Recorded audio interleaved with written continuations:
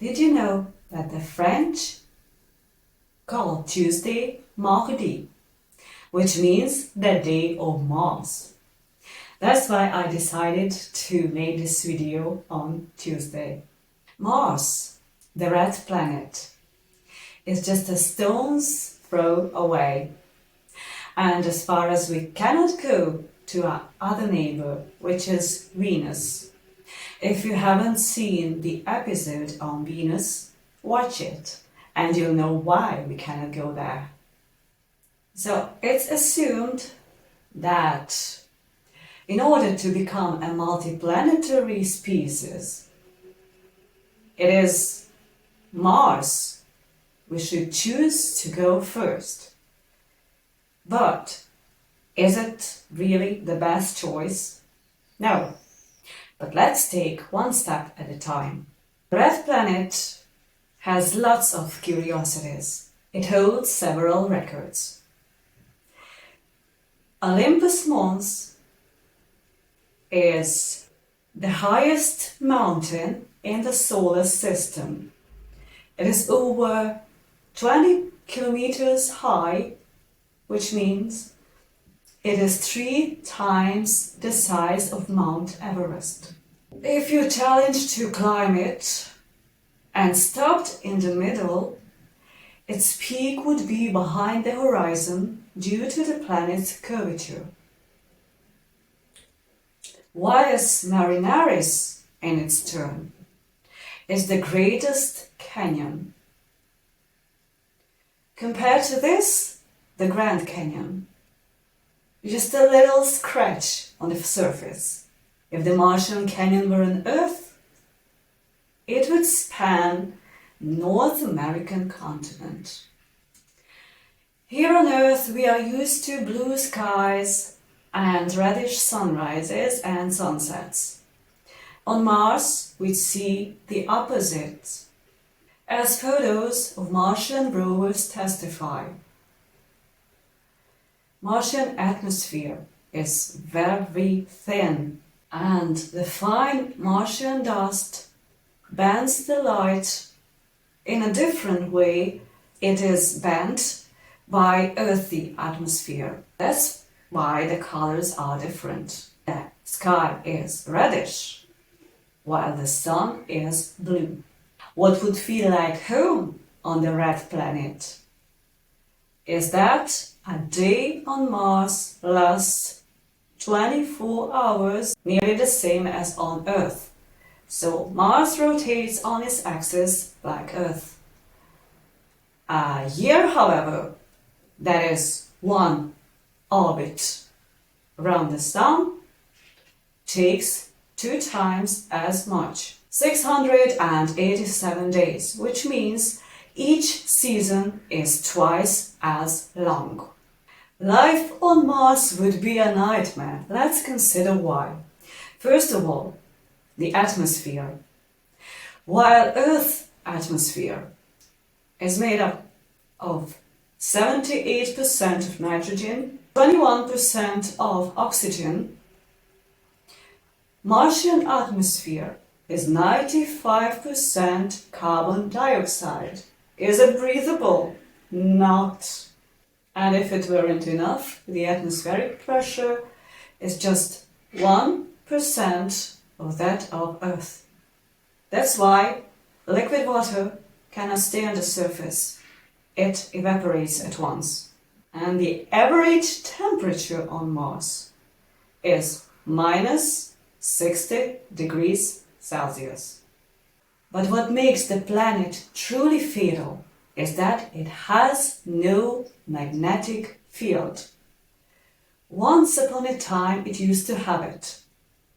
But the planet, being relatively small, its core cooled down and the dynamo effect ceased. As soon as the magnetosphere vanished, the solar wind stripped its atmosphere away, making Mars a wasteland. However, it used to have a thick atmosphere, oceans on its surface, and probably even life.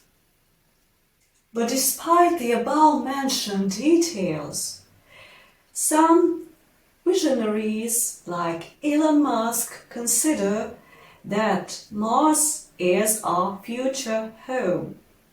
That's why he developed Starship, so that the Starship fleet would take 1 million people to Mars. The ticket, a one-way ticket of course, would eventually cost $100,000 and $200,000. The fuel for Starship would be produced on Mars. Starship Raptors use methane and oxygen as its fuel, which they suppose can be produced on the red planet of carbon dioxide and melted ice, that is water. Musk even has a plan how to warm the planet up. By nuclear weapon, he plans to create artificial suns on the planet's poles that would melt the ice, causing greenhouse effect, so the planet would warm. But if this plan wouldn't work for some reasons, there's a plan B. Place giant mirrors in space to reach the same effect.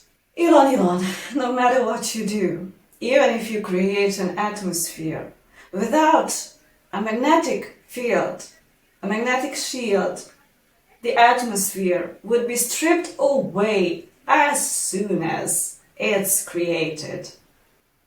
But there are other obstacles in the way of creating the dreamed Mars city. First of all, the way to the red planet. It would take at least 9 months. And you can say that astronauts spend this much time on long-duration missions on the ISS. But remember that ISS orbits Earth 400 kilometers above. So, in case of emergency, it is easy to return home from there, like it happened in January this year. When on the way to Mars, you cannot say that something is wrong or I changed my mind, let's turn around. But let's suppose a crew arrived. 9 months in space would cause so much damage to their organism. No one can expect of them to create a colony. Their heart would be damaged, their eyes would be damaged, their loss of muscles and bones density would be critical. Even though the Martian gravity is not nearly as great as it is on Earth, one wrong step could shatter one's bones. Moreover, the Martian dust is so fine that no airlock could filter it out. It means that people would breathe it. It would go to the lungs, to the blood, and in the long run it would be fatal. Not to mention that the soil is poisonous as well. So what we see in the film Martian, that the astronaut grew potatoes on the red planet, is nothing more than sci-fi. Life on Mars would be possible either under the surface or under domes. People would not survive there unless they would go under genetic modifications, which is transhumanism already. And now let's talk about Mars from a spiritual point of view. In Greek mythology, it is Ares, the god of war. Its color, that color of iron oxide or rust, symbolizes weapon and blood. In astrology, Mars is the ruler of Aries. In traditional astrology, it was associated with Scorpio as well, but following the discovery of Pluto, now the god of the underworld is associated with Scorpio. Mars, as an archetype, is inevitable for a healthy development of a personality. It stands for survival, willpower, a healthy ego, activity, and passion.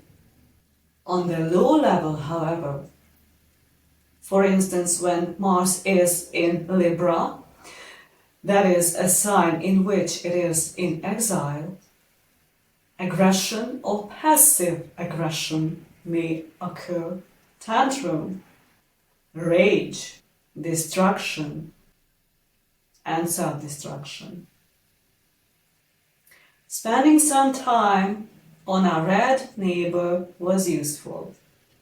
And it's good to have a starship tanker here as well.